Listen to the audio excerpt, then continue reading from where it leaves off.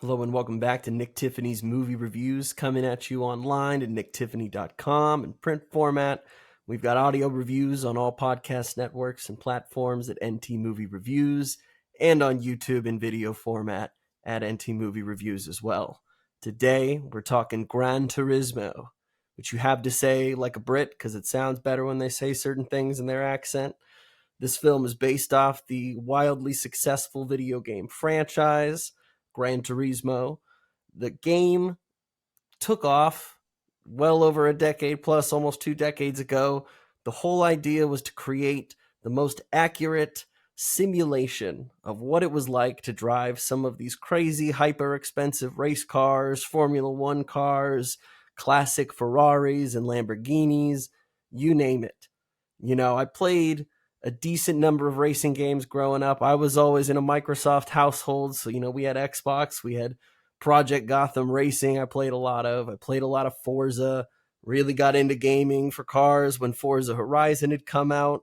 They tried to sell you with the Kinect thing, get into the car, do whatever. But they really were onto something that Gran Turismo had really kind of cracked already in gamers. And it's this love of actually getting to look in this car that, for all intents and purposes, you probably will never own because they're hundreds of thousands, if not millions of dollars.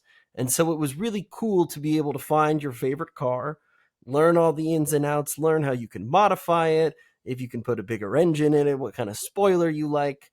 But Gran Turismo really allowed you to fine tune all the technical details. And you've got people who would create these video game setups where you've got an accurate racing wheel, you've also got a gas pedal, you've got a clutch, you've got a shifter. I mean, the degree to which you could play this game and realistically simulate it was not to be overlooked. And so that's something that Orlando Bloom's character in this film, he works for Nissan. He says, hey, I've got an idea, sort of a promotional deal we can do. We're going to take the best Gran Turismo drivers who know these tracks and cars like the back of their hand, and we're going to give them a shot to join Gran Turismo Academy. And the goal there was to turn a simulation driver, a kid who's played video games their whole life, and see if those skills can translate to the real world when you put them in an actual supercar. And that's kind of where our story takes place. So this is a true story. And I'm always kind of skeptical when it's like inspired by true events. Obviously these are films, you take liberties. If everything was done exactly as it happened, it probably wouldn't make for a great movie.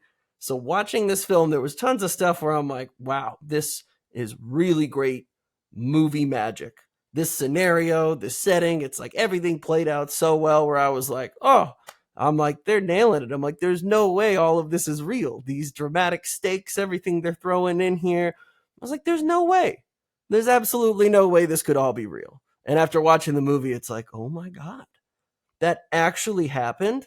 It made me more appreciative of the film, number one, the attention to detail, but also just for the story. It follows Archie Madekwe, who plays Jan Mardenborough. He lives in London. He's playing Gran Turismo. His father, played by Dimon Honsu, a once famous soccer player, really wants him to get back into the real world, get out of your room, stop playing these video games, go back to university, or do something, but do something of value that can make you money, that's a real skill. And obviously, this is not what Jan wants to hear, especially from his dad, who told him at a young age, you can do anything, you can be anybody when you grow up, hold on to those dreams. So already they kind of established this idea of, hey, a lot of people kind of look down on video games. They look down on streaming. They look down on YouTubers, podcasters, whatever it is. You got to understand that people love to hate, and people don't like it when new technology or something new kind of disrupts the natural being of whatever this ecosystem was.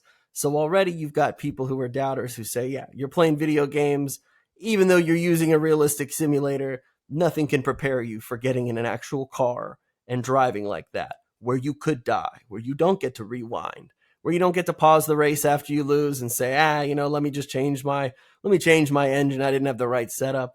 None of that.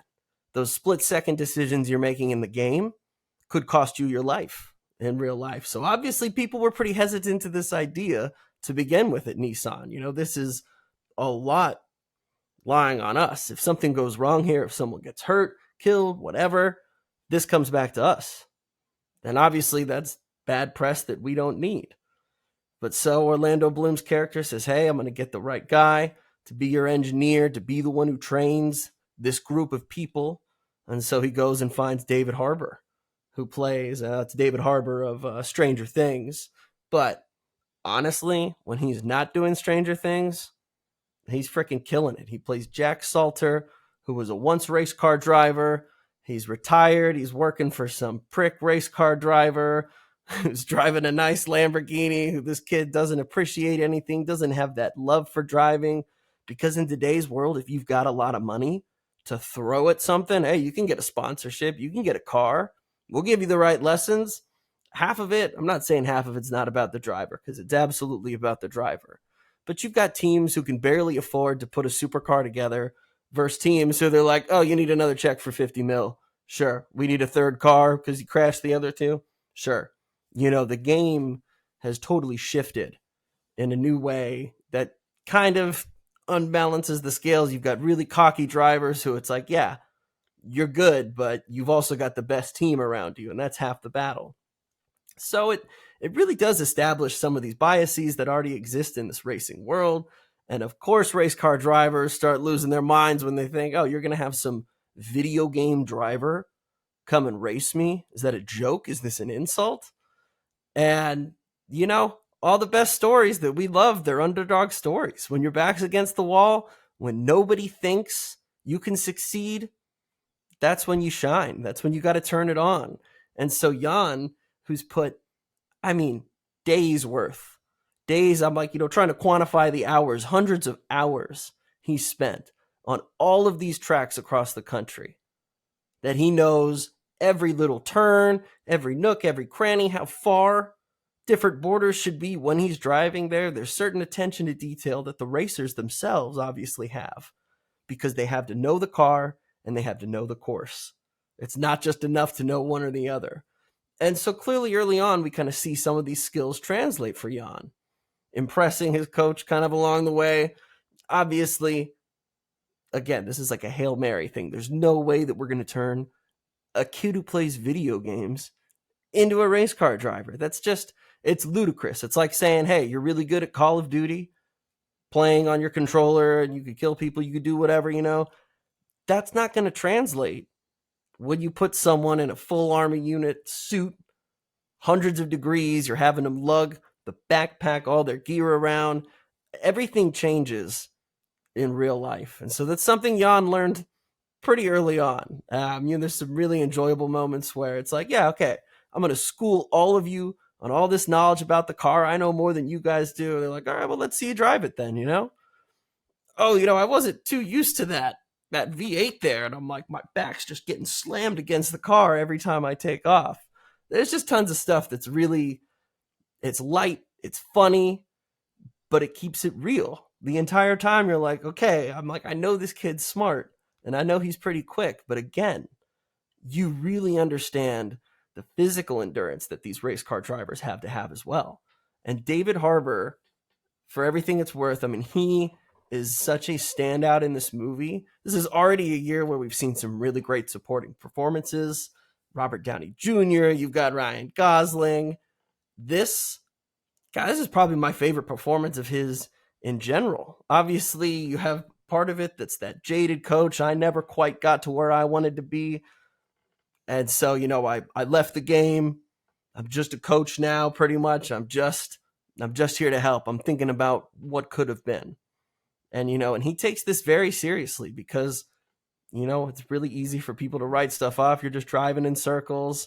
A lot of stuff can go wrong and does go wrong. And so when you've seen the accidents that can happen, the lives that could be lost, careers ended, abilities to walk, all sorts of stuff like that, it is not a game. And so he really maintains this persona of, hey, I'm going to try to help you, but I'm also actively going to try to dissuade you from doing this because it's going to be the hardest thing you have ever done. And even if you do most of it right, there's so much that can go wrong. I was floored by his performance. David Harbour was terrific. I don't know where to slot him now in my favorites of the year, but he also has this side of being a great coach and learning and talking with someone who obviously feels the weight of their world on their shoulders, who doesn't maybe have some of the acceptance for what he wants to do in this passion. And so the two of him, he and Archie, kind of strike this really unique bond of coach, student, but it grows into more than that. And it is so organic, and there's so much care that they have for each other that really kind of propels this story forward. There's tons of things kind of that you can relate to Ford versus Ferrari, that you could look at Rush for in terms of how the racing is shown. I'm never going to get tired of watching cars zoom by, barely stay on this path, cut around someone. And I mean, there's so many moments where you're just like, you're doing 200 miles an hour. And how are you going to pass this guy in there? And everything can go wrong. And so you're watching through your hands. You're like, oh, come on, kid. Like, I hope he's okay. But the reality is the odds are stacked against him. America loves an underdog. So this film succeeds a lot for that reason. Director Neil Blomkamp, who I thought was a really interesting pick for this project. He did District 9 all those years ago. He did Elysium. He did Chappie. He's been doing a lot of short films, different video game style stuff. But it's great to see him back in the director's helm. He's a really confident director. He has always had a good flair for visuals in a way that was kind of unique. Obviously, the Johannesburg, South Africa take that he did with District 9, and then kind of bleeding into Elysium a little bit, and then Chappie in this world. He's not afraid to show you the nitty and the gritty, but he also celebrates all this technology in a really cool way, kind of blending what it feels like and looks like perhaps when you're driving that car, but also when you're in that console setup, how you get in your Zen mode. It was really cool. There's a lot of really cool ways that they use visual effects to break the cars apart as you're learning about them and driving them, looking at the customization. I liked that they didn't go overboard on really just trying to make this look like a heads up video game system. There were a couple times where I was like, I wonder if they're actually on the track or if this is like in-game footage, because in the year of 2023, there's tons of stuff that just looks hyper and photorealistic now. It's hard to discern sometimes. Or maybe I'm watching some stock footage. I don't know. But I mean, it looks phenomenal. The film is crisp. It's clear. The sound design is fantastic. Sony's got a winner on their hands. I mean, I love Forza Horizon. And the way that Forza Horizon kind of shifted what you can do in a car game in terms of like, I just want to drive around really nice places like the beach. I want to go up in the mountains and the forests with these incredible cars. It's definitely more about leisure and fun, but I really enjoyed this technical aspect of Gran Turismo, just the customization, the technicality of it all, the attention to detail for me matters a lot. And there was so much of that in this. Like, it was just extremely satisfying on a number of levels. I left the theater like, man, I didn't see it in Dolby or IMAX or anything like that, but I'm like, that would play great in a theater that really emphasizes noise and sound as well. A lot of people have kind of asked this about me at work. They're too like, what do you think of Gran Turismo? Do you think it's going to be good? Is it going to be like Need for Speed? Which honestly, I forgot about until this movie was coming out. And I was like, oh yeah, Aaron Paul and Batman, they did a movie together. And I was like, oh yeah, they did Need for Speed. Couldn't tell you anything more about it. It didn't register. This film, however, I think this is going to have some legs. This has just so many interesting aspects of how cultures and worlds, online and otherwise, can coexist. You can appreciate a lot of what these people do. It's not so easy to just write this off as, oh, you're just some video game obsessed kid. Look what's wrong with this generation. I'm like, the more time you give to them in the sense of showing us why you're so invested in this stuff, I mean, it's crazy what some of these people can do. It's really, really impressive. Top to bottom, Gran Turismo was just a blast. And I feel like just week after week, barring a couple subpar films, this has been a great summer. This is a movie that literally was supposed to be out 2 weeks ago. All the writer strike stuff going on right now. They can't advertise with the cast. You can't get pretty boy Orlando Bloom out there. You can't get David Harbour. You can't get Archie out there. It's tough. So I think the thought was, we'll push it 2 weeks. Hopefully, I don't know what their theater space deal was like there. I saw it at an early screening because they're like, well, we're just going to play it once a day at least until it comes out and just call it an early screening. But they got a winner. And if the idea was to get better social media traction, better reactions, I hope it works, because this is totally a film you guys should see in the theaters. It's totally worth your while. I think fans of cars, fans of video games, and fans of just great action and adrenaline movies will all find something to like in here, and then learn to appreciate from some of those other regions as well. So thanks again for listening, guys. We're going to get some Blue Beetle going. Honestly, I think I might wait for Strays on digital or streaming. Call me crazy, but a rated R movie about dogs with some of the best comedians just kind of like, I don't know, doing like dirty dog jokes. For me, that's probably something that they should have made like 20 years ago. I watched the ad. I watched the Red Band. Not for me. We'll still see it eventually, but we're going to miss that one this week. So, don't crucify me for that. As always, thank you guys again for listening. We've got theatrical and streaming reviews weekly. For all your movie news, movie reviews, tune in to NT Movie Reviews on all social media networks, podcast platforms, and on YouTube. Thanks again for listening, and we'll see you next time.